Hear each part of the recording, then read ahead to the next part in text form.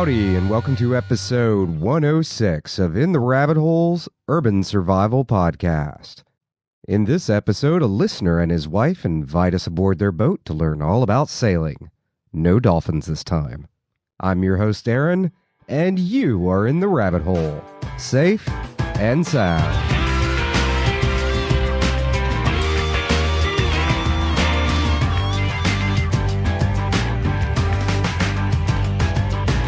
Okay, so today we are joined by Jesse, and, well, he's going to take us sailing, or at least hopefully give us enough information so we don't kill ourselves in the process. So, Jesse, welcome aboard. Thanks, Aaron. I like the show. Thank you for having me on it. Yeah. I've been sailing for a number of years, and anything you want to know, just let me know. Well, let's start off with that. We were talking a little bit before the show, but tell us the story. It was a good story about how you got into sailing. When I was a kid, I was about 7 years old, and my father worked for a parts department at a local Honda dealership. And he won this sales contest and came home with this Quaker Skate foil little tiny sailboat. And I just started sailing with it from there. I had a grandmother that lived near the beach and loved to go to the beach every day, so she'd take me down to the beach so I could go sailing, and probably spend every day all summer long doing that from the time I was 7 or 8 till about 15. And then from there, I kind of got away from it a little bit, got back to it in my 20s when my aunt and uncle had a 24-foot boat, and we enjoyed that. And we actually my wife and I ended up buying that boat off of my aunt and uncle about 8 years ago, and we sailed that for about 5 years. Then we upgraded to our Catalina 310 in 2010, and it's a great boat. It's a good size for a couple to live on, and we enjoy sailing around New England. We're looking forward to sailing it down to the Caribbean in 2015. It's awesome. Now, you were telling me you and your wife were actually in the process of getting rid of your house and just going all boat all the time. Yeah, we had an interesting summer last summer. My wife ended up being unemployed, and we kind of talked about it. She got a decent severance package, and we didn't really need the money at the time. So we said, let's kick the summer off and let's enjoy it. So we lived on the boat full time, and we realized we really liked it, and it's something that we want to do for the rest of our lives. So our house is in the process of getting cleaned out. Everything we have is either going on Craigslist or eBay, and once we get it emptied out, we're putting the whole house on the market and living on the boat full time.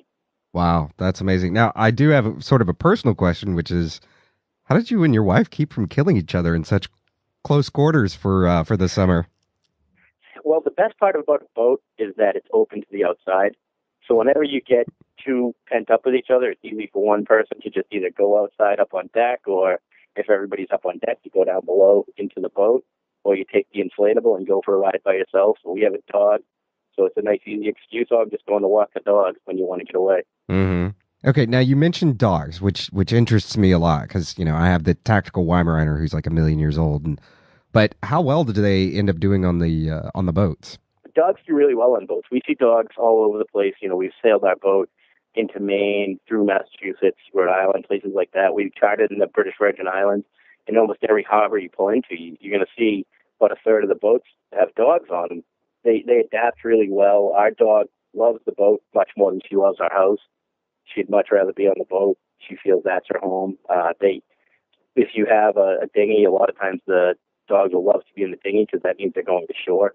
So they'll jump into it a lot. We do put a life vest on our dog, and the biggest point of the life vest is it gives you something that's like a bright reflective color, but also it has that big D-ring on the handle because you have a 100-pound dog, and my dog's only 35 pounds, so it's easier. You can just grab by that D-ring and lift it up, but you're not going to be able to just grab a big dog and lift them onto the boat. So that's the main reason for the life jackets. Oh, okay. Well, that's interesting to know. As far as we can get into some basics here. So, and this even I know came up on the forum, which was because one of the things that I'd been looking at as I've been becoming more and more interested in sailing and looking at that as either a hobby or a lifestyle. So what is the difference between the monohulls and the multiple hulls? So when you get into the multiple hulls, for starters, they're a lot more expensive generally for your base models. They have a lot more space to them. They're kind of the in thing in sailing right now, especially the Catamarans. So they tend to be very expensive compared to what you could get monohulls for. Okay. Yeah, I know. I was like looking at the Leopard line and I was just like, wow, these are gorgeous. And then looked at the price tags and was like, wow, that's expensive. Yeah, even if you get into some of the old 70s ones, they're still selling for in the $100,000 range on boats that, you could probably get a monohull equivalent for like $30,000 as far as size. And one of the big issues with catamarans, everybody thinks you have all this space, but as soon as you start packing them down, catamarans deal with additional weight very poorly compared to a monohull. And that's for a couple of reasons. They have what's called the bridge deck, and that's the section of the hull that connects the two parts that are in the water. That's the part that makes it feel so spacious, isn't it? Exactly. But when you put too much weight on it, that gets very close to the waves. And if you have one where the bridge deck is only, a foot and a half, 2 feet off the water, and you get into some decent weather, you're going to just hear that slapping on it. It's going to make it very uncomfortable. The motion sometimes no seas becomes much worse than the monohulls because the monohulls are a much deeper center of gravity, and they can feel more stable in those type of conditions. So when you're dealing with boats, one of the key things that you deal with, and I put this on the forum, was you have to deal with what's called the immersion curve, or the pounds per inch of immersion. When you deal with a catamaran in like a 36-foot range, those have a pounds per inch of immersion of about 800 pounds, where a monohull in like a 35-foot range would have it around 1,000 to 1,200 pounds.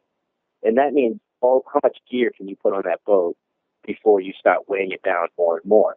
And you don't want to create more than, say, 3 inches of immersion, because that's what the manufacturer designed the boat to do. When you go beyond that, you've kind of gone beyond the design specs of the boat, and you could get yourself into a dangerous situation, or you could just make the boat very slow. Which kind of defeats the purpose of a catamaran, or one of the purposes of a catamaran. Right. Catamarans do great in like charter businesses where people aren't living aboard them. But as far as living aboard, you almost have to go bigger than a monohull, and that's what people don't realize is, a 36-foot catamaran could have the equivalent storage space of a 32-foot monohull. Oh, wow. Okay. And I guess that raises the question, like, as preppers, we're thinking about water and food and ammo and guns, which we'll, of course, get to in a bit, because that becomes a very interesting topic in the world of sailing and when the world is your oyster, so to speak. So I guess when we're talking about gear, what are we talking about outside, like, just hard stuff? Are we talking about, like, does that also include things like generators and water and stuff like that, or is it... Yeah, it generally includes everything. So, when you start looking at a boat, you're going to have sailboats generally have smaller fuel tanks. So, for instance, I have a 31-foot boat. My fuel tank is only 19 gallons. Where if I had a power boat of that size, I'd need probably in the neighborhood of 300 or 400 gallons of fuel. Mm-hmm. But sailboats are there to sail, not to power, although you do power quite a bit. Then you have water tanks. We have a 35-gallon tank that sits underneath our main sleeping berth, and then we have a 20-gallon water heater in the back, so we have a total capacity of 55 gallons. You're generally going to supplement that with some 5-gallon jerry cans.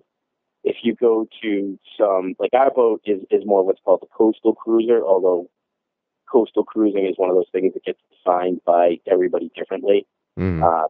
Our definition is we're not crossing the Pacific where we're going to be out for weeks upon or months at a time. We're going to be mainly crossing in day sailing where we go, from one island to another, and that's how we're defining coastal cruising. And that tends to be the more common definition of it. And when you're doing that, the biggest problem with water capacity becomes how long you can stay away from civilization, and you can supplement that with things like water makers, which use energy, and that's always a trade-off of how much energy you use versus water you create. But if you want to cross like the Pacific Ocean, you're going to look for something with more like 200 gallons capacity. Okay, yeah, I think there was one that I looked at, and it almost looked like it had an IBC tank on board. Yeah, they're pretty close to that as far as construction and as far as size on some boats. We were at the Newport, Rhode Island boat show a couple months ago. It was actually about a month ago now. It was in September. And there's now some of their big ocean-going cruisers that we saw that had like 500 and 600 gallons of capacity. That's a lot of water. Yeah, it's kind of funny that you would put that on some of these boats because you could also have a generator and a water maker and just make 40 gallons an hour and not have to have that much space on the boat dedicated to it. But I think a lot of it comes down to how people are using the boats now versus how they used to use them in the 70s. And right now it's a lot of people who don't want to have to think about maintaining systems. They'd rather have just a big tank than have a water maker they have to make sure it's always working. Yeah, that's interesting. You said 40 gallons an hour. That's pretty impressive. Is that kind of like a normal average number for these water makers? No, that's definitely a high end, high capacity Oh, okay. one. The normal ones are like 40 gallons a day if you're lucky. Okay. You Well, know, that's the still a one, pretty decent amount of water, I guess, for two people. yeah, the ones that we would look at putting in our boat, just for the two of us, they'll do around like 2 to 3 gallons an hour. So usually you'll run it for 2 hours during. If you're setting your boat up for self sufficiency, you want to have solar panels and things like that, and you would run your water maker during peak sun because that's when you'd have the less impact on your batteries. So are these distillation units or what are they? They're generally reverse osmosis distillation units. So they have a big membrane that you'll push water through with a pressurized pump, and then you'll have a couple of smaller filters to clean it up afterwards. Oh, that's neat. Okay. Yeah, I was never really sure. I hadn't really looked that far into things. Water being such an important thing. I was like, how does that work? Getting all that salt up. That's pretty neat. Yeah, they're kind of expensive. Like most of, you have to choose whether you want them to run off of 12 volt or whether you want them to run off of 120 volt. The 120 volt ones are more efficient, can make more water, but that means you're running a generator or you're running your alternator and then running through an inverter to do that, which can use quite a bit of power. Mm-hmm. You go with the ones that are 12 volt. They don't make as much water, but they're much more efficient, and you can power that by solar only. And then they do have some that you could power off of your diesel engine too. That you could add an extra set of pulleys and belts and just power right off of that. Oh, that's neat. Okay, and you basically use your engine as a generator. Exactly. And there's pros and cons to doing all that. Diesel don't like to run without load. So if you're running a diesel without load, you could theoretically do some damage to it. Although I think that's one of those wives' tales that has been exaggerated quite a bit. And when you think about running a water maker, that actually does put quite a bit of a load. There's refrigeration units that run off of diesel engines that people just have to run their fridge for, half an hour every 4 or 5 hours to keep the refrigeration going, that type of thing. And they've run diesel engines for 30 years doing that and never had any problems. Huh. So you mentioned food, and since we were already talking about storage, I guess that's probably along with water, that's probably one of the, I'm making an assumption here, but is that one of the bigger things you end up having to store? The biggest things generally go first your liquids, your fuels, and your water. Then it becomes gear. A lot of people will carry some sort of boat to get you to shore, and now most of us carry an engine to go on that boat. So you'll have like an 8 horsepower outboard engine. You'll have fuel for that. A lot of times you'll put that boat right up on deck because that's the safest way to travel with it. So that's some way. A lot of water toys. You start talking about kayaks and paddle boards, scuba gear, stuff like that. Spare parts is a big weight hog on our boat. You start carrying loads of extra filters and an extra alternator, extra starters, extra parts like that. They can add quite a bit of weight really quick. Food is another one. A lot of people will go canned food, which actually adds more weight than you need to than going with some other things. Like, for instance, beans. Beans is a common food that a lot of people carry on boats. And if you carry canned beans, that adds a lot more weight than if you just carry dry beans. And you have like the liquid that's in the beans plus the can itself. So, we try to keep around 1,000 to 1,500 pounds of gear, and that would include, our spare parts, tools, another one that brings up a lot of weight, and then like the food and other things that we keep on board. Okay. And how easy is it to actually supplement? Because I think as a novice and somebody that really just doesn't know that much, I would think, oh, well, you could do a little bit of fishing and supplement, maybe even a lot of fishing and supplement. And how well does that work? Well, right now I'm going to give you some theoretical experience because I don't have a lot of real world in a lot of this yet, but we do put out a fishing line while we're sailing to different ports, and we will catch like striped bass up here in New England or bluefish. From communicating with a lot of people that are doing this now in the Caribbean, for instance, in the Bahamas, you can catch as many lionfish as you want because they're an invasive species. So most cruises will carry, a mask, a snorkel, and a Hawaiian sling. And if you don't get sick of lionfish, you could eat pretty much every night on lionfish because there's so much of them now. Hmm. And there's other fish that you can catch. Some of them taste good, some of them don't. Shellfish is obviously a big one, but they have seasons for them. Right now, conch is almost impossible to fish for in the Bahamas because it's been overfished for so long, so it's a really restrictive shellfish to catch. Lobster has a specific season down there, but when it's in season, and it's fairly easy to catch, and you can get quite a bit of it. Oh, neat. Okay. So it's in a lot of ways, it sounds kind of like if you were going to basically foraging off the land. It's kind of the same thing. Yeah, and there's a lot of people that are out cruising right now that haven't bought real supplies or real meat in years. They've been doing it for 4 or 5 years, and they've gotten pretty good at it. And they can go with just buying some rice and some beans, and then going and foraging with the rest of their meal. Hmm. There's a lot of, if you go on some of the cruising blogs, like the one of the big ones that I go on is the cruisesforum.com. There's a lot of different posts on there that talk about how you can cruise on a budget of like $500 a month. And they have a lot of good tips that'll help you do it. They'll tell you, like, shop where the locals shop. Don't shop in the touristy areas because they're going to jack up prices. Mm-hmm. They what types of things are best to buy in what types of countries. There's some people that have even kept lists of, like, don't buy rum in the Bahamas during these months because they jack up the prices. Buy it down in St. Thomas. It's much cheaper. Oh, wow.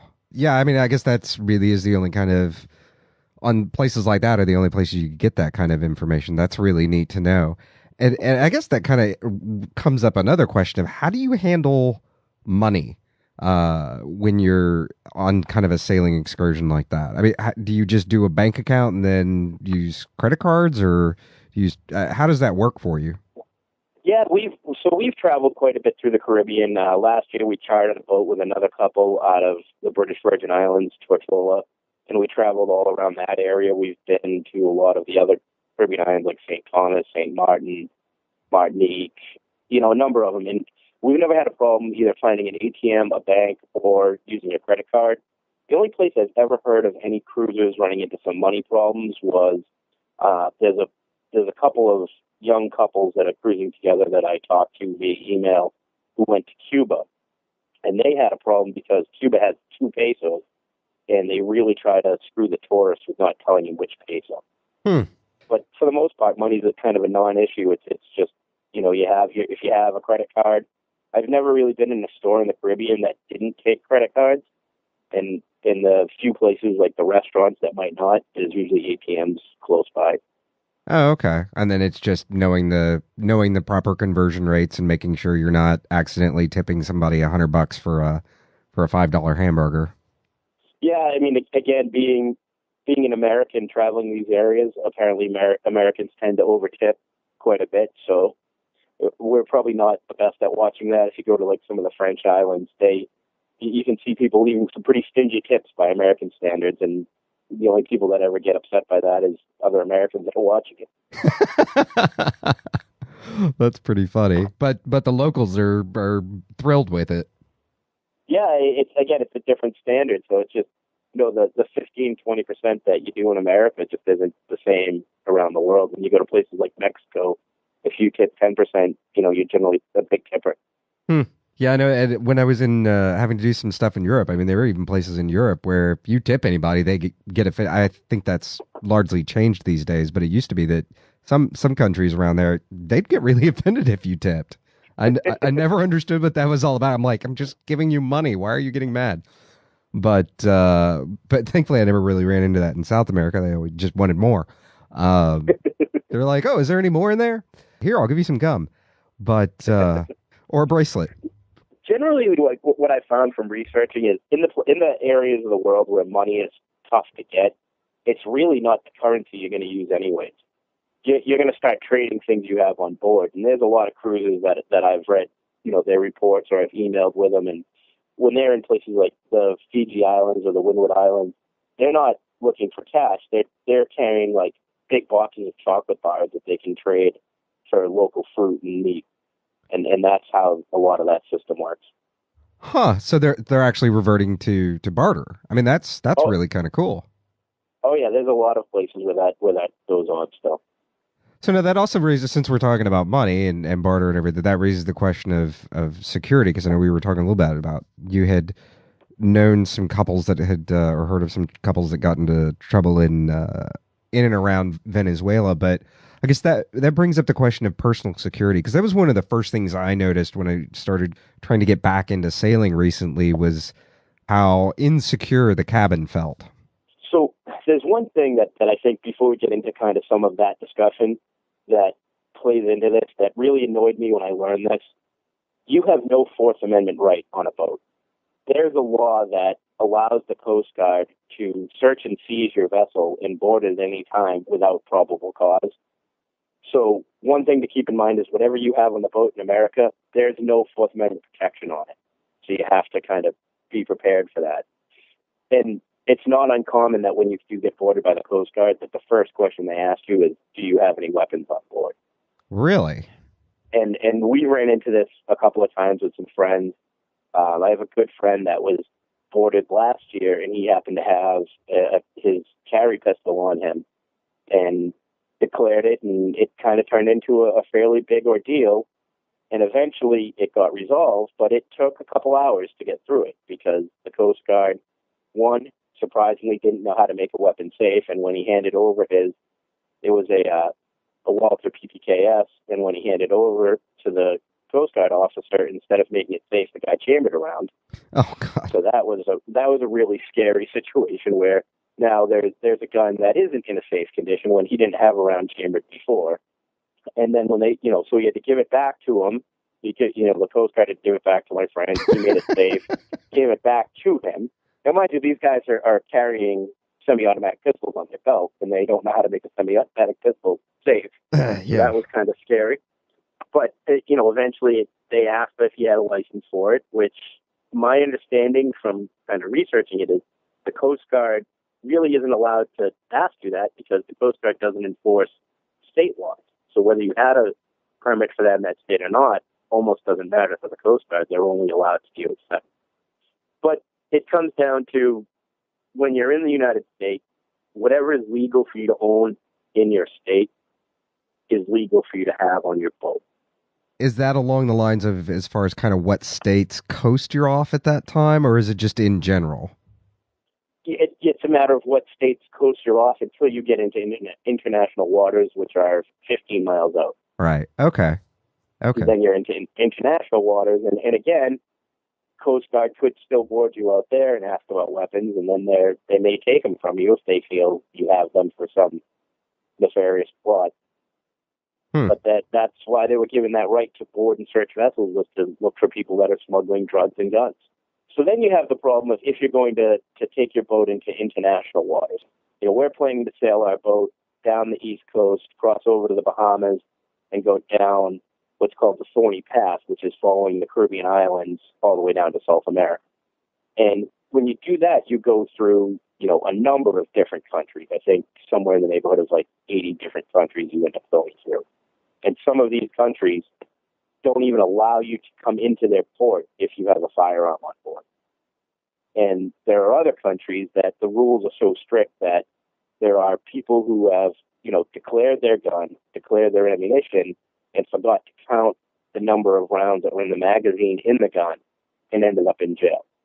Wow. So it can get very scary. And then there's the other side when you get into some of these countries that have a really loose connection between the authorities and the criminals. There are stories of people who have declared their guns. A lot of places you have to turn them over for while you're visiting. They go in, the harbor master or the port authorities safe. You get them back when you leave, and then 2 hours later, all of a sudden, there's a powerboat coming up next to you saying that they're going to board you unless you give them the gun. And it's a criminal that had a friend in the police department that told them this boat is carrying gun. Scary stuff. Yeah, it's kind of the downside of cruising, and of course, I think you were mentioning earlier you've had this experience where you've seen it on some of the other forums. If you mention it in some of these international sailing and cruising forums, it's immediately attack the Americans for needing guns. because we're the Yeah. crazy ones. Yeah, exactly. We're the crazy ones for wanting to defend ourselves, and yeah, I saw a lot of that, and we were talking a little bit about that, a little bit about that before the show. It's definitely interesting. I think I did manage to find one thread. I don't even remember what forum it was. I was just doing internet searches on the topic, and it was one thread where it mostly stayed civil. I think there was a few just kind of stupid ones here and there where people were interjecting their own personal beliefs about guns into the conversation, which wasn't really what the conversation the person was trying to have about it. So yeah, it seems like a difficult topic to really get accurate information on. And then like you were saying, when you're going through all these different countries' waters so often, like knowing what their laws are and how many, whether you need to know how many bullets you have in your gun at that moment or not, or whether or not they're gonna call it. So it almost sounds like it's almost not even, it sounds like it's almost even too much hassle to do, but I guess at the same time you run the risk of being completely unarmed and unable to protect yourself in any way, shape, or form if you don't. Well, so there's some interesting tangents that people have taken when they look at, well, if I can't have a firearm, what could I have, and how can I protect myself? One that I came across recently is a guy who posted that he carries a crossbow. And, I thought that was an interesting one. He said most countries view that as a hunting weapon, as a hunting implement rather than a weapon. Mm-hmm. And so there's not the same restrictions about declaring it, about turning it over. So you have a crossbow loaded on your boat, and that's legal somehow. But having something like just like a Beretta 9mm wouldn't be. And there's another couple of people who I've been corresponding with recently who have been saying that they've had very little hassle with hunting rifles. So they have some shotguns, they have some non-black scary rifles, so nothing with like a pistol grip, nothing with a high capacity magazine, or at least nothing that you advertise as a high capacity magazine. Mm-hmm. And they've had very little problems getting those through because, again, they're viewed more for hunting rather than as personal protection. It's not black, so it's not scary. Yeah, it's kind of a silly line that some people draw, but I know living in Massachusetts, I see that line all the time. Yeah, I'm sure you do. Wow, that's interesting. So I guess that raises the other question as far as like gun maintenance on a boat. If you have a weapon and if you're just going to stay off the coastal waters of, say, the U.S. or something and stay within reason, how big of an issue does that become for the firearm? Because I've never really had to deal with firearms and salt water. It can become a big issue. My friend who I was talking about earlier, who has the Walther PPKS, he originally had the blued and was having some issues with that. He had upgraded to the stainless steel, which seems to be doing better. Personally, I like the idea of a Pelican case with some sort of dehumidifier in that, so that you try to keep the air out. And so I have a nice Pelican case with a nice O-ring that seals it tight, that I keep the firearm and ammunition in, so that it'll keep it from getting too much moist air in it. But it's, I've experimented with a lot of the different types of cleaners and solvents like Frog Lube and Gunzilla, because for that reason. Mm-hmm. And Frog Lube seems to do pretty well. Yeah, I've heard a lot of people talk about it. I haven't had a reason to really experiment with anything. I use Miltech as the lubricant for my guns, but I don't really ever deal with salt water, or I guess I probably will soon. So I guess I should probably start looking at Frog Lube. The downside of Frog Lube is just it's a much longer application process. You use a heat gun to heat up the metal, so it opens up the pores in the metal. Then you spray it with the Frog Lube, and it's definitely more involved than a simple cleaning, but it seems to be working pretty good. That's interesting. I did find one coating. I think it's called, I don't have it as far as show notes in front of me, but I wish I'd thought of that before, but I think it's called Birdsong. And I know they were really big in a lot of firearms within the Navy, as far as like more the higher end firearms and stuff in the Navy and the more specialized crews in the Navy. And it's basically it's almost like an ion bonding, and apparently it makes it impervious, and it's one of those cool coatings that also is self-lubricating and stuff. And they used to only cater to the government, but apparently recently I was on their site and they've opened it up, and it was pretty cheap. I think because I was looking at having one of my M1s done, a full coating was going to be like $300, and I was like, wow, that's actually cheaper than most of the other coatings that I know of. Yeah, that does sound like something to look into. That's not a bad cost if it's a kind of a one time or every couple of years thing. Well, neat. That's interesting to know about guns, and I guess especially care of guns. And then they have guns that some shotguns I know have like marine coats and stuff like that. And I'm always curious how well those hold up. Yeah, Beretta makes the Mariner. I think it's the Mariner 500, and I've heard some people say that lasts really well.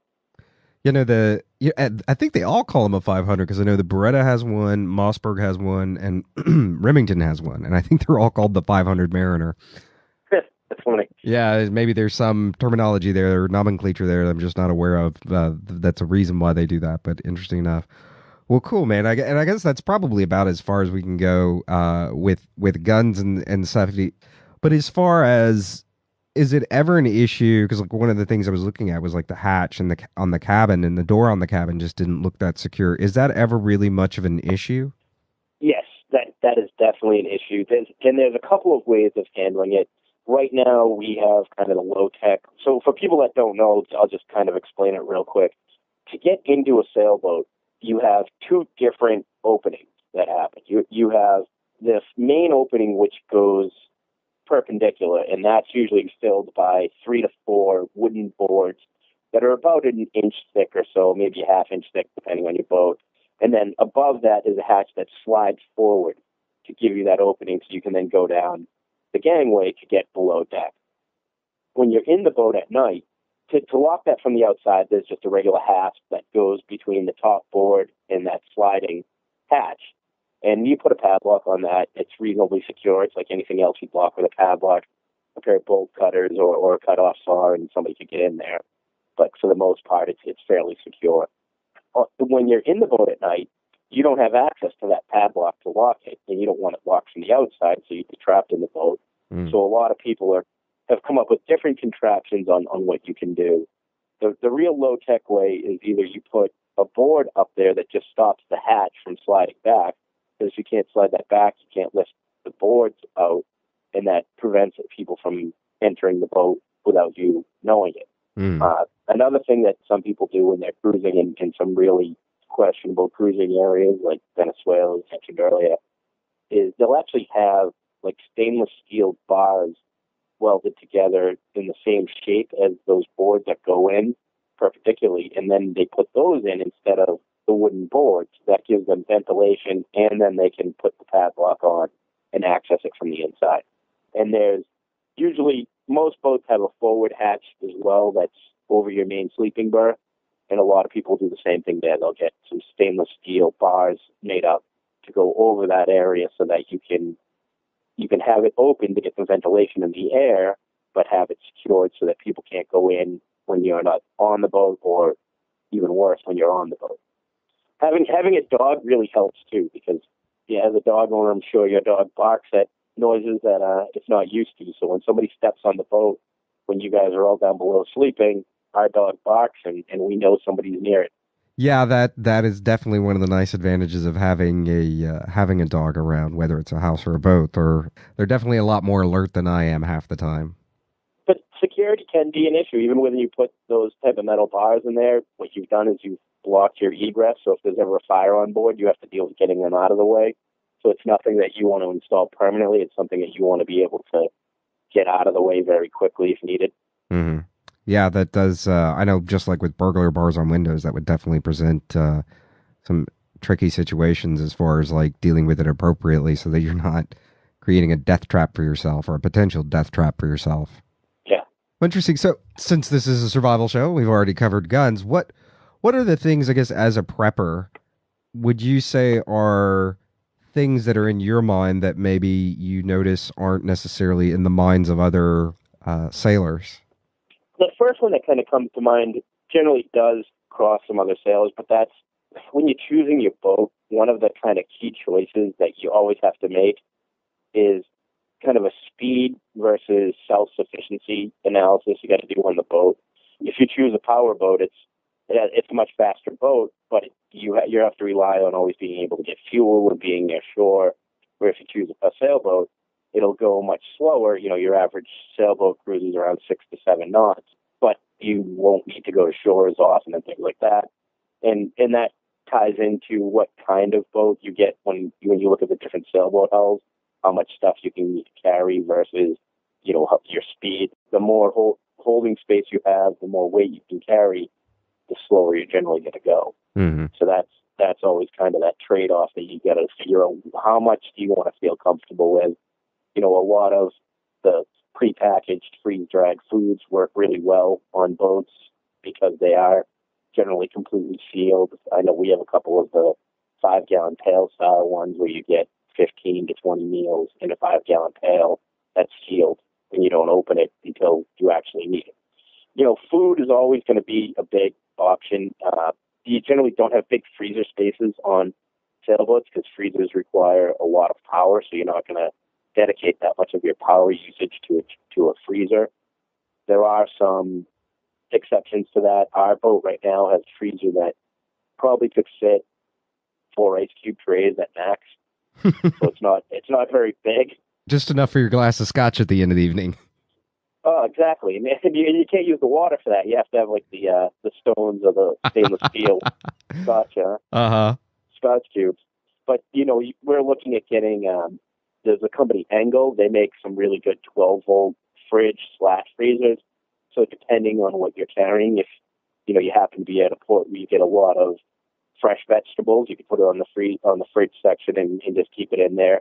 If you happen to be at a port where you're able to get a lot of meat for a good cost, you could put it on freezer and then freeze all the chicken and beef that you want to put in there. And it's more versatile and it can switch back and forth, so that would supplement your main refrigeration unit.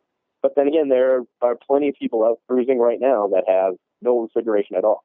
So there are ways around it. You do a lot of things with canned meats or dried meats.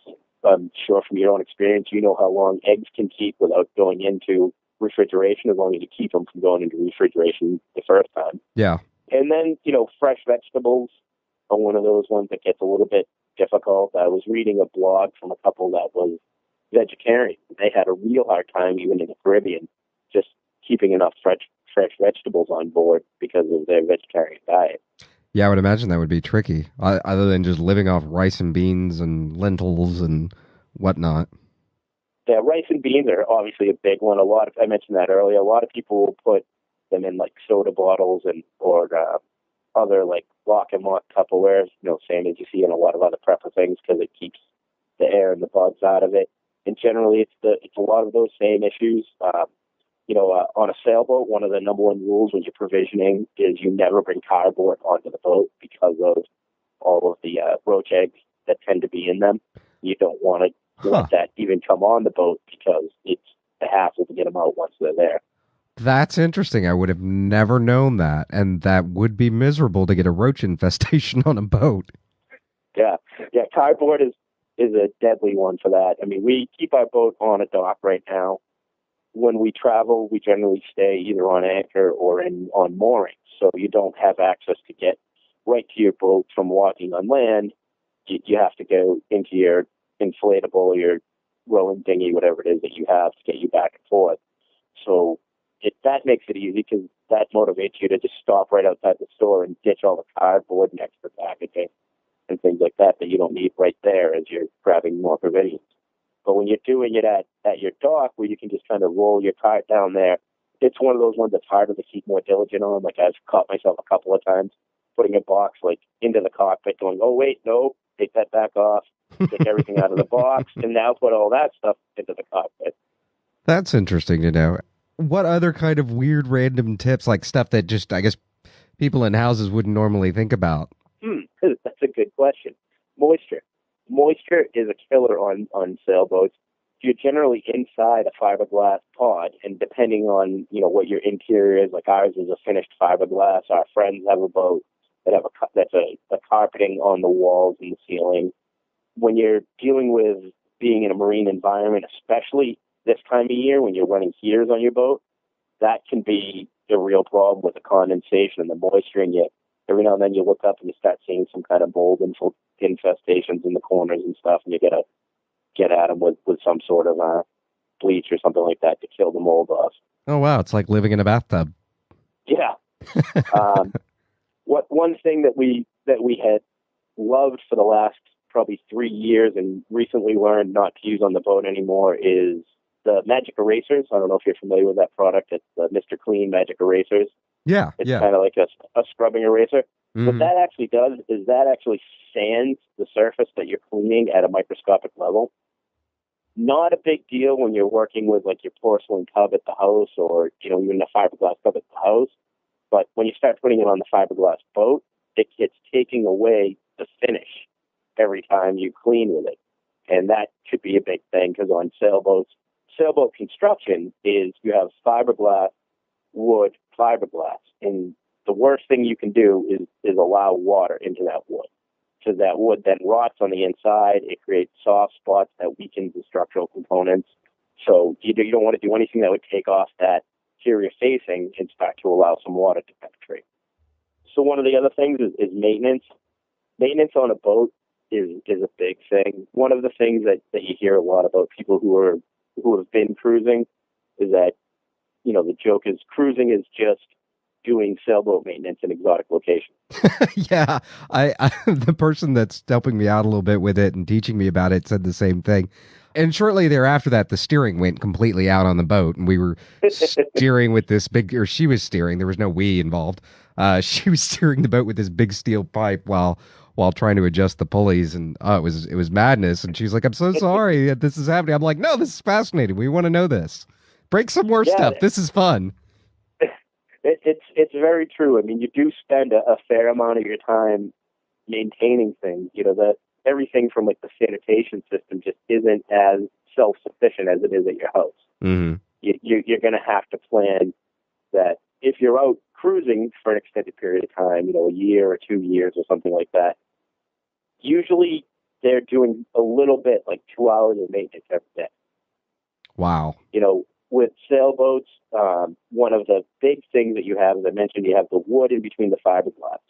All of that hardware you see on deck, all of your winches, the stanchions, your chain plates, the cleats and the clutches for all the running rigging that controls the sail, all of that's installed generally by drilling a hole all the way through all the layers, putting like some sort of a backing plate on the inside, and then through bolting it.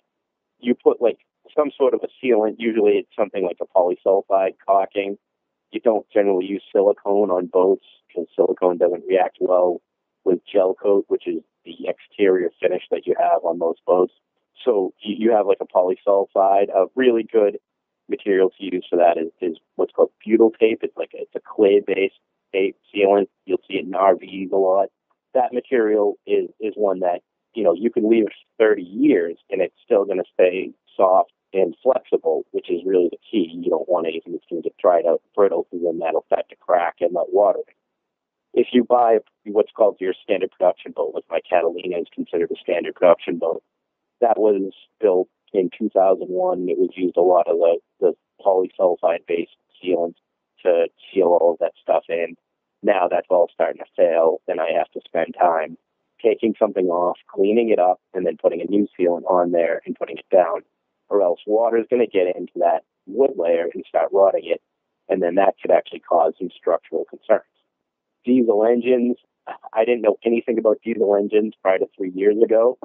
I had never owned one before, and I spent a lot of time on the internet researching it and figuring out what it is I have to do for maintenance, and there's a fair amount involved with marine diesel engines as far as you have heat exchangers that you have to keep clean, and those come off every couple of years and get fully clean. You have hoses that just wear out. You got to keep replacing those. Hose clamps that can fail and cause your boat to sink. So there's things like that you have to pay attention to. When you buy a boat, generally when you buy a boat over, a couple $1,000, when it's something that you're going to have to insure and cost you a decent amount of money, you have a survey done. It's kind of just like a home inspection. Mm-hmm. You try to find a good surveyor. And we had a guy that used to build boats. And, the company he was building boats for went out of business, so this is the business he went into. So he was really knowledgeable. He was a really great guy. And he was kind of taking us through our boat as we were doing the survey. And he reaches down, and there's this one particular hose that connects your shaft that the engine and the propeller run to the boat so that water doesn't leak around that. And he goes, well, these look kind of bad. And he reaches down and grabs them and comes up, and two of them broke off in his hand. Oh, wow. So it's, and this is a boat that was built in 2001, and we were buying it in 2010. So it's not like this is like a really old boat. Wow, it's like buying a great big DIY project. It very much can be. I mean, that's one of the downsides of boat ownership, but it's also one of the pluses, in my opinion, is if you do that work yourself, you have a better feeling of being self-sufficient. With my boat right now, we've been out and stuff is going to go wrong. The engine's going to not start. The batteries are going to overheat from running the alternator wrong, or there's going to be different problems that are going to occur. And if the more you've worked on your engine, the more you understand it. When those things happen, you go, oh, I know what this is. This summer, we were up in Maine. We have a monitor that monitors how much voltage we have left in our battery system. And I'm looking at it, and I'm like, ooh, we're down fairly low for what this is. And I went and started looking, and my alternator wasn't charging. And we were kind of out in the middle of Maine in a harbor where there wasn't much around. But, we carry enough supplies, we carry enough spare parts and tools that I was able to look at it, figure out the problem, fix it, and within an hour we were back to charging our batteries correctly. So it's stuff that seemed really intimidating to me before. I'm not a gearhead by any means. Never a guy that spent a lot of time working on cars or anything like that. But do that with my boat, because I feel if we're going to go out to places where there's no other source of help, I need to be able to fix things on my own. Yeah, I ran into that when I was in my early 20s and got into motorcycles.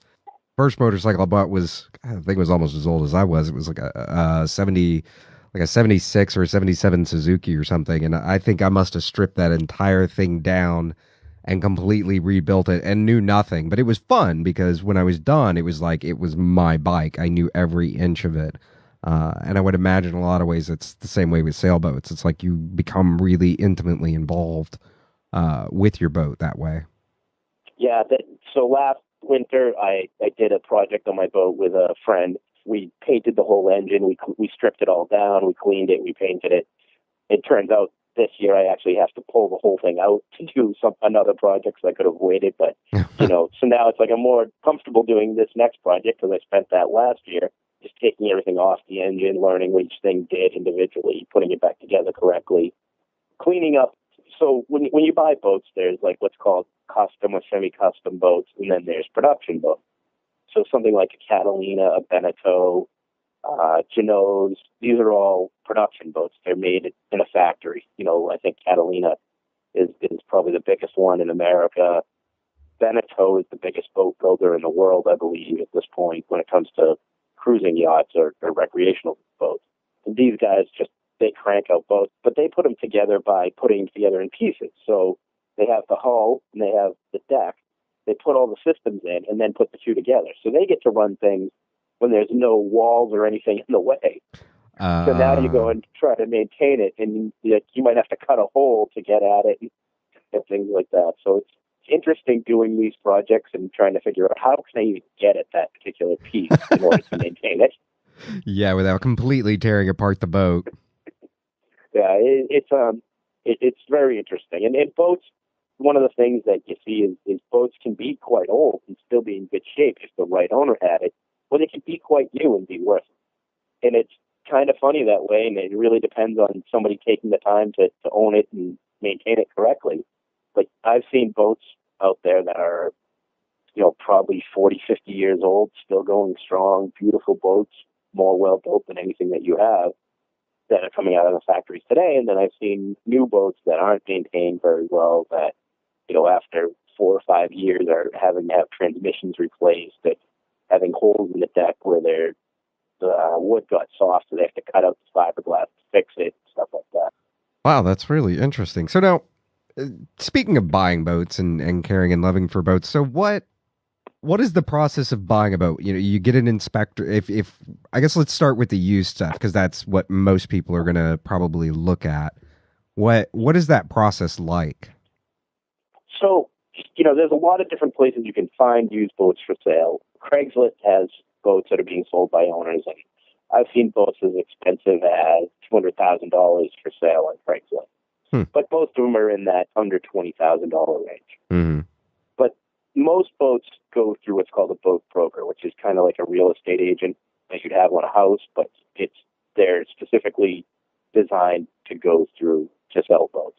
There's a process that certifies yacht brokers so that at least you know that they're part of an organization, kind of the same as you'd have with a real estate agent, knowing that they've gone through some minimal training, that they're a registered business, and that if you have a problem, you at least have the recourse to go back against them. You would have, just like buying a house, you can have a buyer's agent and a buyer's broker and a seller's broker. When we went to buy our boat, we had met a broker at the boat shows that we have gone to that we really liked. So we went to him and said, hey, this is what we like for a boat. Find us a couple to look at. Tell us if you think there's another model that you think we should look at, and let's go look at these boats.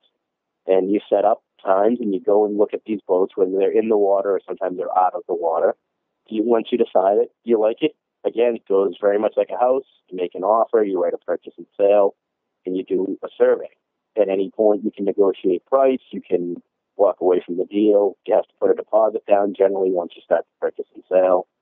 You can mortgage most boats. If your boat has a kitchen, which is called a galley, a bathroom, which is called a head, and a sleeping quarters, which is generally called a berth, you can get a mortgage on it from a lot of your standard mortgage companies. So, it's not unheard of for people with like a $100,000 boat to put 20% down and finance the rest. Huh.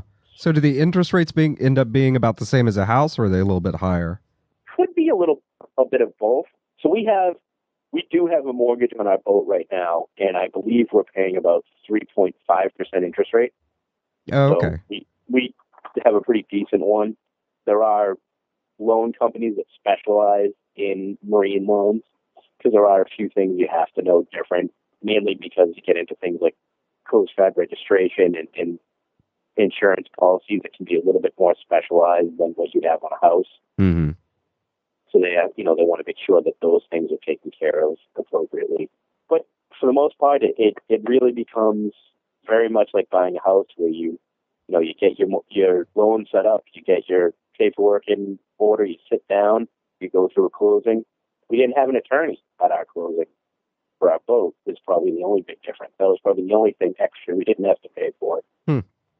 The cost of a survey up here in New England, and I don't know how different this is when you go around the country, but up here in New England, it costs about $14 a foot. Everything on boats is priced per foot, so it'll cost you about $14 per foot to have a good survey done.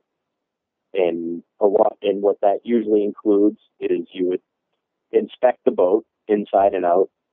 You usually have to haul it. That's an extra cost, so you'd have to take it out and put it up on land so you can inspect the hull from the outside. You'd then put it back in the water. You'd run the engine. You'd take it for a sail and do a test sail to make sure everything sails and is in working order. And then you'd finalize the deal if everything was fine. Our survey found a few minor things, and we went back and kind of negotiated, saying, hey, how about you pay half of this one, because it's a $2,000 there. The person that was selling our boat wanted out of it, so they said yes. They could have said no, and it's just like when you buy a house. Yeah, sounds just like buying a house. Yeah, it was really process from buying a boat compared to a house. I thought it was going to be really different. It really wasn't. It was very similar. Mm-hmm. So is like insurance kind of the same way?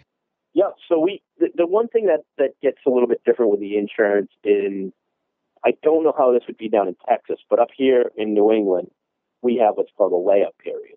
So most people take their boats out of the water end of October, and then they put them in the water in May.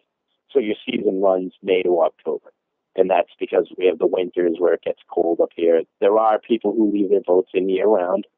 When you have an insurance policy, they'll tell you your layup period, and then you can go back and say, well, how much is it going to cost me to change it? So, oh, that's interesting. For instance, we leave our boat in till December, and we put it in early April. That costs us about an extra $50 a year. We've also added a liverboard fee this year. Last year we did it without putting the additional insurance on. That costs us about another $35 a year. So what is the liverboard insurance? Most insurance is based on the fact that you're only kind of using the boat for weekends and vacations. So it just kind of covers what they think would be more usage of the boat. I didn't realize that we needed that the first year that we lived aboard it for the summer, but it was something that was kind of recommended when I was talking to our agent about what insurance we needed, and they brought up, you if you're living aboard it, you really should get the live aboard insurance, and that covers you to be on it full time. In talking to her for next year after we sell the house, there's an additional ad that we would put on that if anything happened to the boat, then we would have lodging covered while the boat was being fixed, because that will be our primary home, our only home. Oh yeah, that would be an interesting. That's interesting. I didn't know that the insurance would also cover that if you ran into that issue. It's an additional fee to have that coverage, but there is the ability to add that coverage. And then in New England, the other interesting thing with insurance is the Cape May border.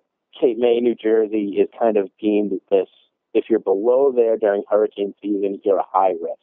If you're above there, you're a lower risk. So our insurance policy says we can't go south of Cape May until after, I believe it's after November 15th or November 25th, because then we would be in the high risk area. Okay. Oh, that makes sense, I guess. It's strange to me, but because, you're on the East Coast, how do they, I guess there's actuary cables that tell them that. Yeah. But there's clearly storms that hit prior to that. I think Sandy was prior to that date last year.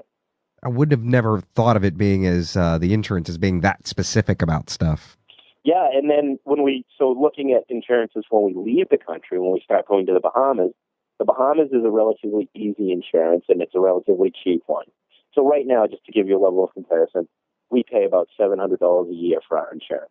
That insures our boat for a value of $65,000, contents for another $25,000, and then some of these other things that we've talked about, like extended season and liveaboards and stuff like that.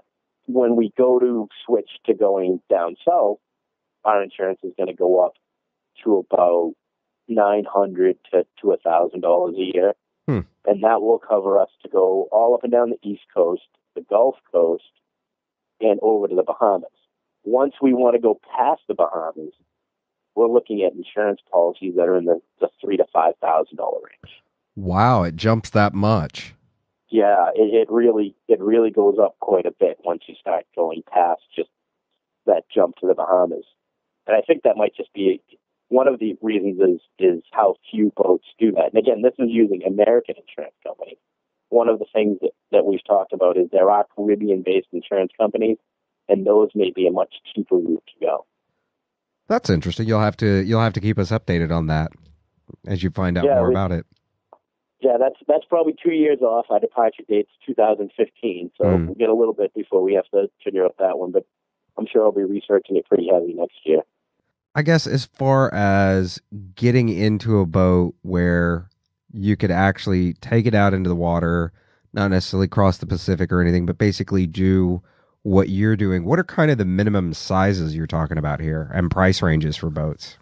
Let me recommend a book for anybody that's really interested in that. There's a guy called Gary Goodlander, and his pen name is Captain Fatty Goodlander. He writes a lot of articles for Cruising World magazine, but a couple of years ago he wrote this book called Buy, Outfit, and Sail. And it's how to buy a cheap boat to sail around the world. And he bought a boat, just to give you an example of kind of the things he's talking about. He bought a boat where he bought the rights to a boat that had been sunk for $3,000, fixed it up for like another $4,000, and sailed it around the world twice. So you can do it for cheap if you learn some skills along the way. And he didn't know fiberglass work when he bought this boat, and he had to like repair a hole in it that he ended up having to grind out to about 6 feet long by about 5 feet wide. Oh wow! And then build it back up with fiberglass and cloth and everything. But he goes through some really good practical explanations of how to get cheap boats, and some boats to look for, some boats not to look for. But if you want a small boat that's just going to let you go out, like even where, down where you are, you can go out straight out and be in some pretty gnarly seas pretty quickly. And there's some small boats that can handle that. I mean, there's size almost doesn't matter when it comes to the boat's ability to perform in the seas. There's boats like there's a Falmouth Channel Cutter, which is a 22-foot boat, and most of them don't have engines, and they can take anything you could throw at it, sailing it around the world. Then there's some big 50-foot boats that were only made to island hop and aren't built beefy enough to take out into open ocean, for extended periods of time. Oh, wow. That's interesting. So you really have to look at kind of intent, and this is where you kind of get into the terms that you'll hear are coastal cruiser or brown water or green water cruiser, and then blue water cruiser, which is an ocean cruiser that can go around the world. Okay. And everybody this is one of those topics that in sailors will get into kind of heated arguments about.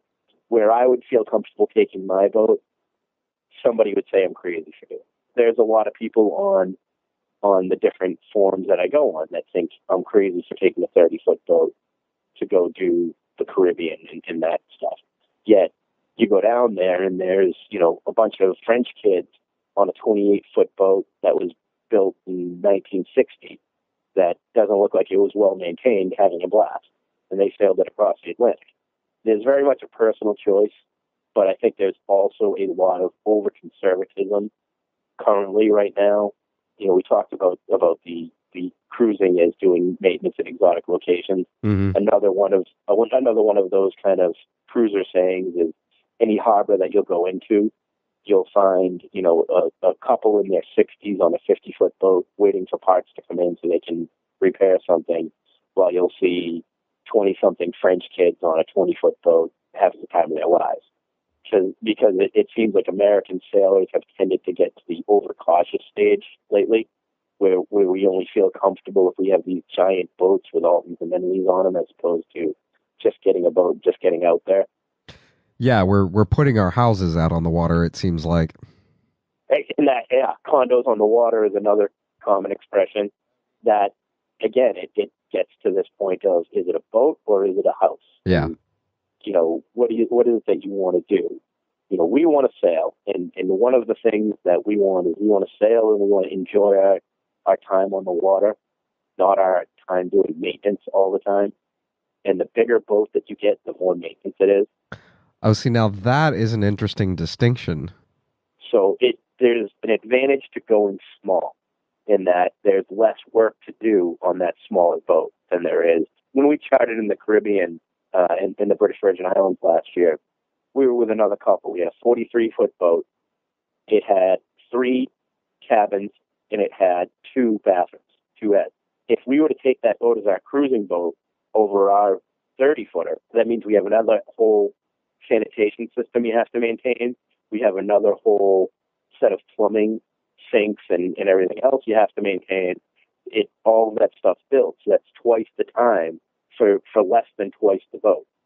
All of that stuff takes away from why you're out there. You're out there to enjoy yourself and explore and see new things, not to be fixing a toilet in the middle of the Bahamas. Yeah. It's one of those things where a lot of people get caught up in size and say, oh, you have to have a minimum of a 40-foot boat. It really depends on how much space you can live in. Now, we didn't come from a big house. Like our house that we're in the process of selling is only a 900 square foot house. Okay. So we're not, people that are sitting here with a 5,000 square foot house and going down to this small boat. Like my wife likes to joke whenever anybody talks about like how we're going to live in a small space like that. She's like, well, our house is only 40 feet long. Our boat's 31. It's not that much different. Yeah.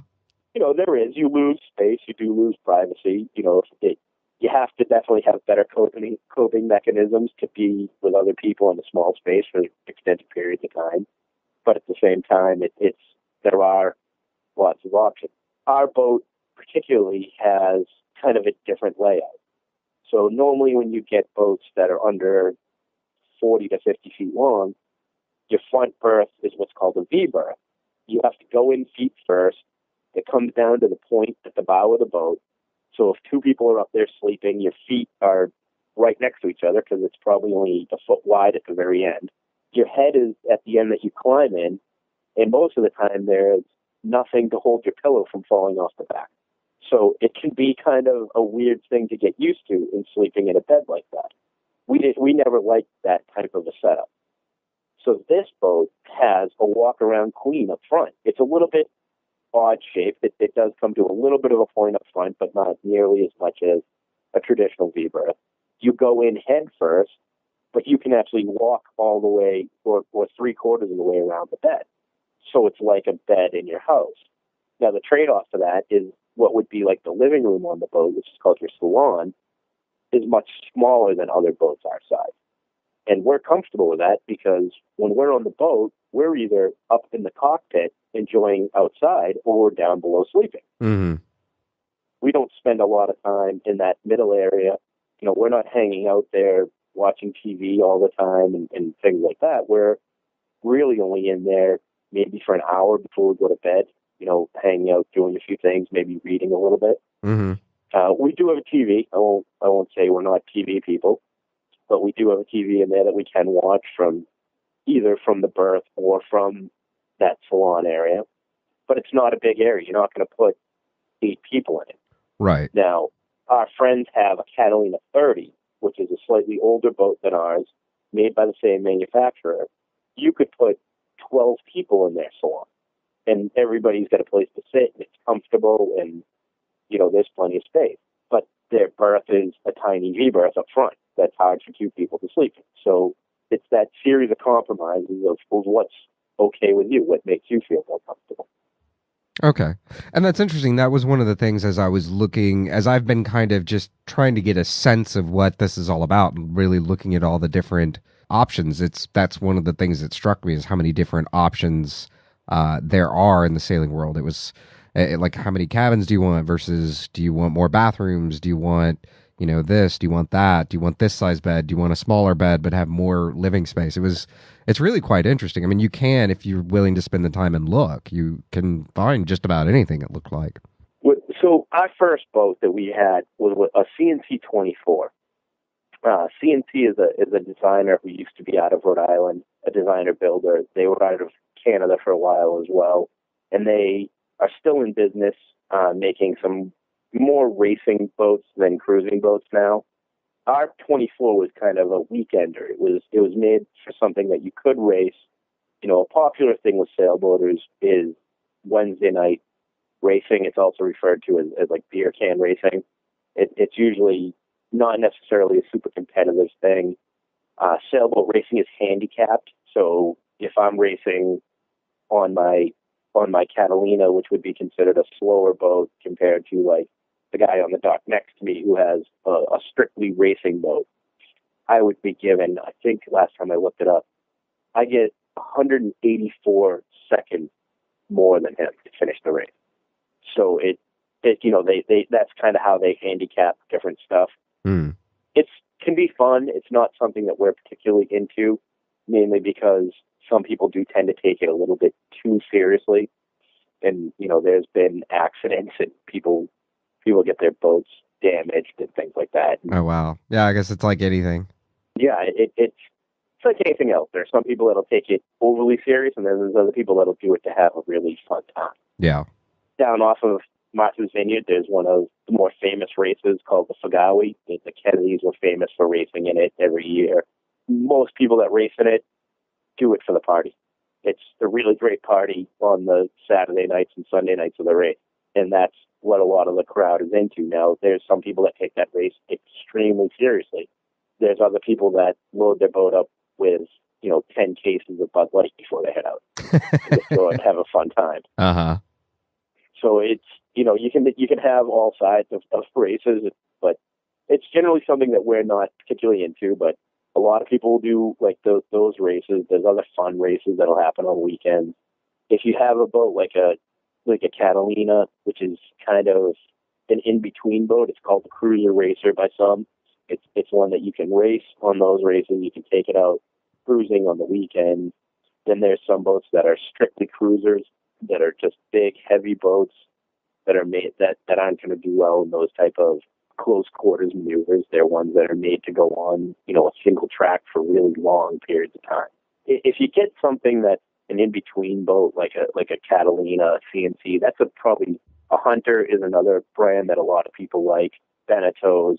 Those are boats that are a really good kind of in-between boat to just start on and see what you actually like. O'Day is another really good brand that I know people who have had those that have been really fun to sail. For somebody that didn't necessarily grow up with sailing, are the classes and stuff that you see out there for sailing, are they a worthwhile investment for somebody that's just getting into it, or is it really just best to go out and try to find somebody to teach you to sail that's a friend and is just kind of going to do whatever? I think you're better off just getting out and sailing. Okay. So the sailing part of being on a boat really isn't hard.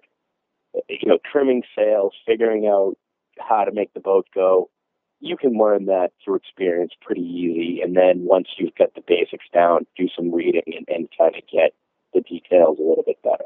And the biggest thing to learn before you head out on the water is navigation and understanding nautical charts and chart plotters and things like that. That's where things can get a little dangerous. Around here in New England, we get a lot of rocks on the coast, a lot of things that can sink your boat. And so that's really, if you're going to put your time in anything, look at something like that. There's a group called the U.S. Power and Sail Squadron. They have a really good basic course that I believe is called the American Boating Course. And it teaches you a little bit of basics about how you use the marine radio to hail people, how you call in a mayday if you need to, how you communicate with the Coast Guard, how you read a chart, how you plan, how long it's going to take you to get from A to B on your boat. And they have more advanced courses if you want to go that way. I know there's a lot of the ASA courses that a lot of people get into. I personally don't necessarily think that that's a necessary thing for a lot of people. Mm. A lot of people I know will go through like 5 or 6 ASA courses, and for that same amount of money, they could have bought themselves a 25-foot sailboat and been out sailing for an entire season, and probably got more experience that way. Oh, wow. Okay. So now, as far as now, you're about to take all this time off, and we've already talked about that. Y'all watch TV, so I guess here's some of the more creature communities, because I know one of the things I was looking at is most of my job I can do as long as I have an internet connection. So how do y'all handle dealing with getting internet service and being able to email and phone calls and TV and all that fun stuff?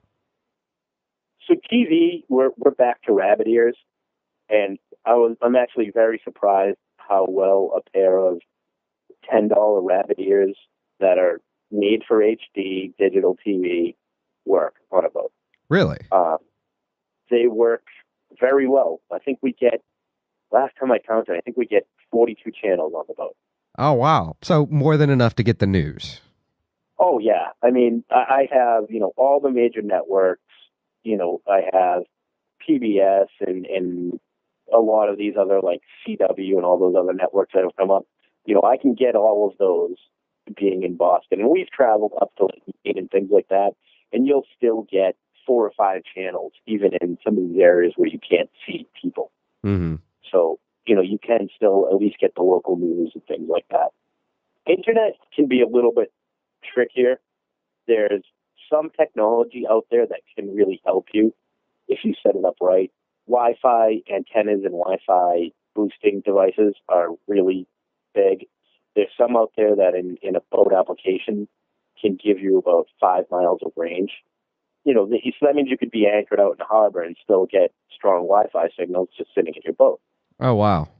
Those can be a big plus. The Bullet, I forget who the manufacturer is, but if you search Wi-Fi antenna Bullet, is one that a lot of cruisers are using right now, and a lot of people have really good stuff to say about it. And that'll run you when you do the whole setup. So the setup I'm looking at installing on my boat this year is about $200, and that would include a Wi-Fi router that's a 12-volt router on my boat, so that it would run off the 12-volt power, so I wouldn't have to invert it and run it through like the 120-volt system. It would run right off of the marine batteries.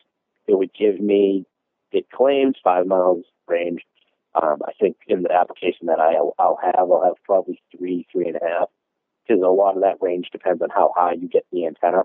So is that 5 miles from the harbor?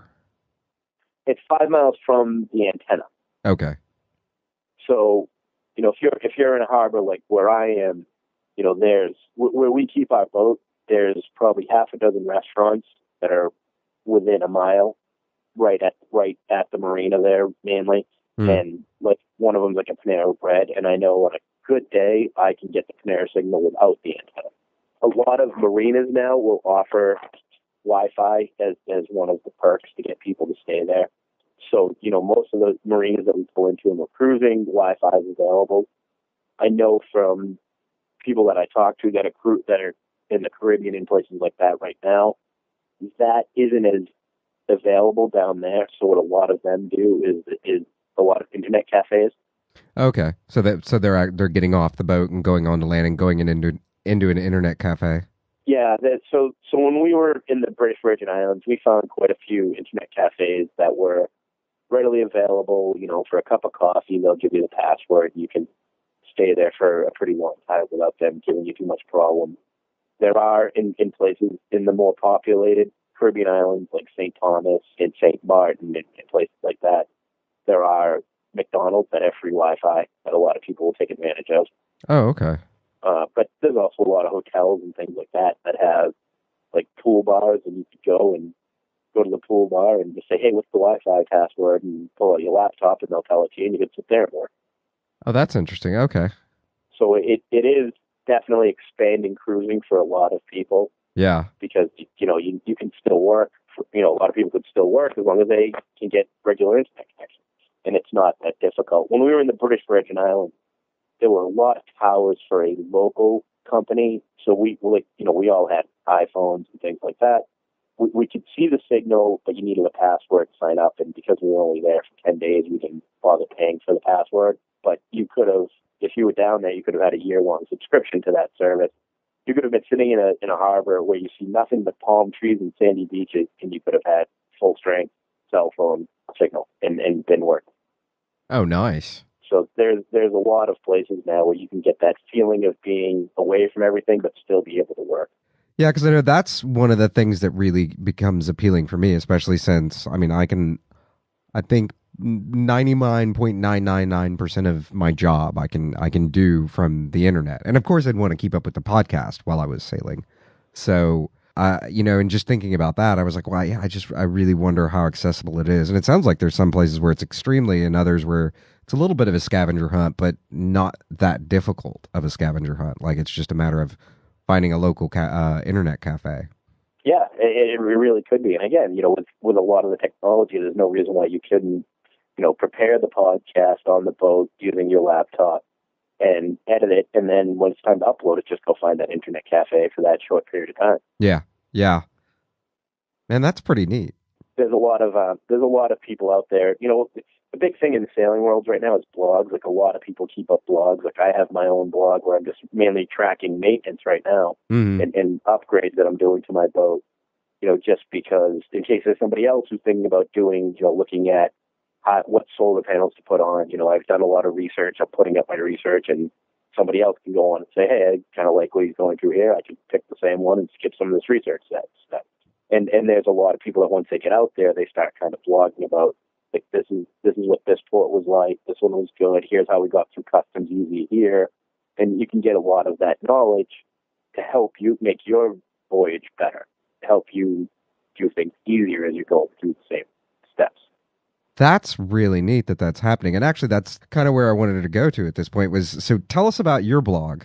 My blog is very simple. It's a WordPress blog where I mainly am tracking just kind of the upgrades we're doing. Like this winter, I'm going to be pulling the engine out of the boat so that I can replace some parts in the transmission and, replace the motor mounts. That's a big one on these diesel motors. The mounts that the engine sits on can wear out over time and you have to replace them. Not a fun project to do, but something that a lot of boats need. So I'll take photographs of that and I'll put them up on the blog. Obviously, as we transition to leaving, the blog will take a little bit different feel. It'll become more of a travel blog and kind of document our trip. Same with some of the prepping stuff. Like right now, there's not a lot of prepping stuff on there, but it's when we start moving to provisioning and things like that, there'll probably be a lot more of that type of discussion on our blog. Very cool. So, what is the address of your blog? How do listeners find it? Oh, it's http colon backslash backslash sv smitty SMITTY backslash wordpress.com. Awesome. Okay, and I'll make sure there's a link to it in the show notes today too. Have you set up a Facebook page for the blog or anything like that? I haven't. That's one of the things that's kind of on the list that I haven't got to yet. You're busy working on your boat. They are a lot of maintenance. It's fun, but at the same time, there's a lot to do with them. There's never you're never shy of a project. Yeah, yeah. Well, that's awesome, man. I sure appreciate you coming on and sharing all this wealth of knowledge with us today. I appreciate it. And anytime, and as you go forward in the future, if you have a question, don't hesitate to send me an email or call me up. Yeah, definitely. And I want to have you. I was already thinking of the next show. I'd like to have you on again sometime in the near future to talk about the thing that we completely skipped over, which would be the solar panels and how electricity happens and all that stuff. But we'll save that for next time. All right, I definitely look forward to that. Awesome. I appreciate it. Thanks again. Get weekly updates about articles, episodes, and special In the Rabbit Hole announcements every Saturday morning by signing up for the newsletter through the website, intherabbithole.com. And with that, we wrap up episode 106. Thank you for joining us today. From the Lone Star State, till next time, stay safe and sound.